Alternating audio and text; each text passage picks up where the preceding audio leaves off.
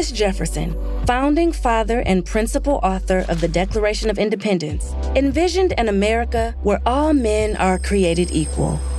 But over the course of his life, he enslaved more than 600 Black men, women, and children. This is the story of 3 teenagers who were brought to the White House to train as Jefferson's personal chefs. Enslaved at birth at Monticello, Jefferson's sprawling private plantation in rural Virginia, Ursula Granger Hughes, Edith Hearn Fawcett, and Frances Gillette Hearn were married with families of their own. When Thomas Jefferson was elected president in 1801 and instructed that Ursula join him in Washington, D.C., the nation's new capital, followed by Edith in 1802 and Frances in 1806. In the White House kitchen, under the guidance of French chef Honoré Julien, they worked long, hard hours and served multiple meals a day, including dishes for Jefferson's bustling dinner parties and social engagements.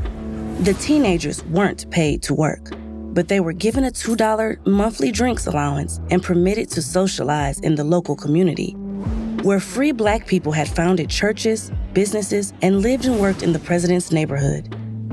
But for Ursula, Edith, and Frances, life was far from easy.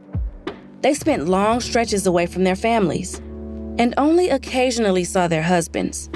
All 3 gave birth while working in the White House, but only 3 of their 5 children survived. Living a life of enslavement, only 2 reached adulthood. When Jefferson's second term as president came to an end in 1809, Ursula, Edith, and Frances were finally reunited at Monticello. They continued to cook for the former president until his death in 1826, after which Ursula and Frances were sold to other families.